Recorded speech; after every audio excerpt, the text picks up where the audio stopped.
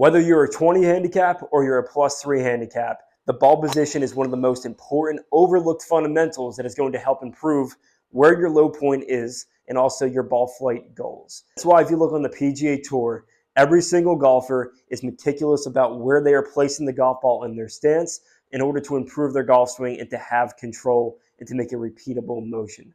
To begin this video, we're going to be discussing the setup that I need you to have when you go to the driving range. This is a T-square station. This is going to help you practice with a purpose and to be organized with your setup whenever addressing the golf ball. The first stick is pointing down your target line.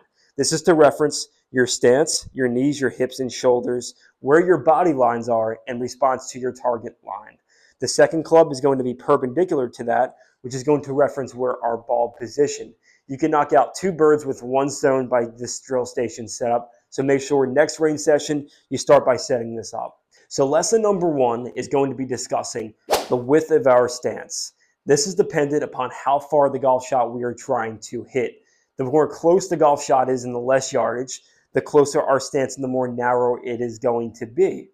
The further the golf shot is and the more distance we need, we are going to create a wider base for more stability and power. So vary your stance width on how far the golf shot you are trying to hit. In terms of stock placement, we're going to be discussing where relative to our body positions we are placing the golf ball. When we're hitting a pitching wedge, we're going to have the reference point of having the golf ball more off of our right eye or one ball back of middle. As we move into the 9/8/7 iron, this is where we position the golf ball more off of our left eye. As we get into the 5-4-3 irons and the hybrids, we're going to start positioning this golf ball more off the left side of our face. And finally, driver, left ear off the instep. So now that you understand the stock ball positions, we're going to be discussing the 4 elements of how ball position is going to affect your ball flight. First, when we're hitting wedge shots, the reason why we put it more back in our stance has to do with you having a steeper angle of attack. Obviously with irons, we are hitting down into the golf ball, and with driver, we are trying to hit more inclined upwards on the golf ball for better launch conditions. So the more back in your stance you put the golf ball, the steeper your angle of attack is going to be, which is basically how the club's entering into the ground, which is going to cause better compression. As the clubs move incrementally up in the bag, we are going to place the ball more forward in our stance, which is going to allow us to have a more shallow angle of attack until we get to the driver, which is going to allow us to launch the ball more upwards. When discussing swing path, this is something that people struggle with, and they try to manipulate swing path by what they are doing in their backswing. In theory, you don't even have to really do that.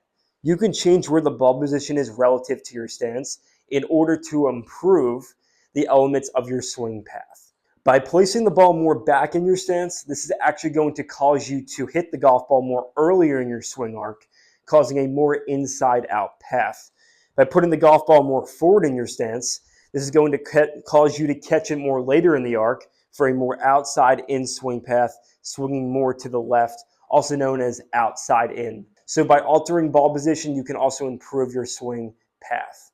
Next, we're going to be discussing what are we trying to do with club face.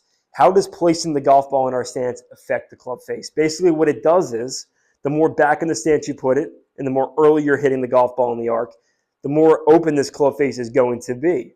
When we position it more forward in our stance, this is actually going to cause the club face to be more shut and more closed entering into the golf ball. So think back of the stance, open club face, more forward in the stance, more closed club face. Okay, so next we're going to be discussing what your ball flight goals are. Are you trying to hit a draw? Are you trying to hit a fade? If you're trying to hit a fade, the worst thing that you can do is put it more forward in your stance. That's why when clients come to me for lessons, the first thing I always check is their ball position. By you putting the ball too far forward in your stance, once again, this is going to cause you to swing more outside in and across your body. In order to improve upon this, I would do a simplistic shift of moving the ball maybe 1.5 to 1 more balls back in their stance in order to have them catch the golf ball more from the inside earlier in their arc and allowing them to have more compression by hitting more down, which should send the golf ball starting a little bit more out towards right center field to give them that draw flight that they want. The same thing goes for you if you're trying to hit a fade. If you're trying to start the golf ball left and fade back, you do not want to put the golf ball too far back in your stance. This will cause you to swing too much from the inside, causing you to hit blocks. Instead, we want to put the golf ball more forward in our stance to allow us to be able to cover the golf ball and swing more in the left direction, which is going to allow us to start the golf ball left of our target line and then have a fade bias pattern back to the target. So once again, we're changing ball position in accordance to what our swing and ball flight goals are. So now that you understand and have a deeper education of ball position, how it's going to affect ball flight and contact point, let's discuss what I want you to do when you practice on the range. Again, every single video, I'm going to give you something that you can take to the range in order to improve and have an organized station set up just like this. When we set up to a golf ball, the biggest thing that I want you to do is have the same cadence and process. This is going to allow you to develop proper patterns and habits in order to see your improvement with golf. The worst thing that you can do as a golfer is go to the driving range, put down your feet first, then place the club on the ground and swing. This is going to lead to poor alignment and also bad ball position. The first is going to be to place your hands on the grip. Allow you to establish the relationship of where the hands are in accordance to where you want your club face to be pointed. You're going to allow your right foot to step into this tee station first, and then placing the club down at your target. Once you have picked your initial spot in front of the golf ball in alignment to your target, you're then going to invite your left foot into the tee station and then adjust your right foot back. So basically you're going club down with the right foot in, the left foot is built, and then the right foot comes back again.